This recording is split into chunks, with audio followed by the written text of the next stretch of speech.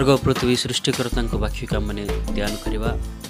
प्रभु दिन जे सन्निकट आसूँ से प्रभु जीशु स्वर पर आसवे से वाक्य नहीं कि मैंने ध्यान करवा। आसतु मैंने प्रभु वाक्यक मैंने पाठ करवा।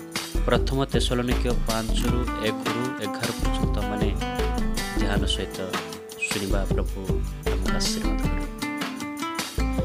किंतु हे भाई माने खाल और निर्दिष्ट समय संबंधे तुमानंक निकट को किछि लिखिबा आवश्यक नाही, कारण रात्रि रे चोर आसला परे प्रभुंक दिन जे आसीबो एहा तुमने उत्तम रूपे जान।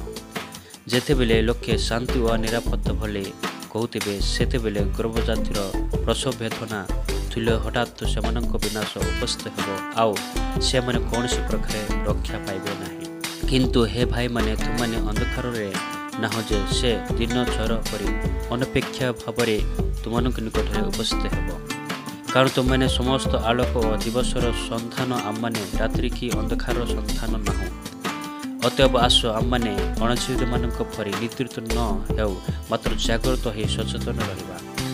जणे आमने निद्रा जावंती, आउ जे माने माथाल होवंती से माने रात्रि रे माथाल होवंती।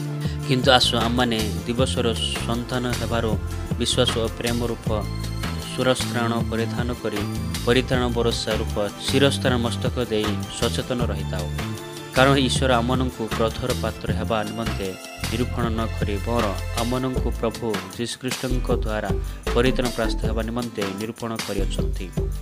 से आमनंक निमंते मृत्युभाग कले जेपरि आमने जागृत थाउ किंबा निद्रित थाउ ताहांक सहित जीवित रहिबो। एणु जेपरि कहुच सेहीपरि परस्पर को सांत्वना दियो, पुणी परस्पर निष्ठा जन्माओ। एही पठित वाक्य प्रभु आशीर्वाद करंतु। समस्त को प्रेज लॉर्ड। आमेन।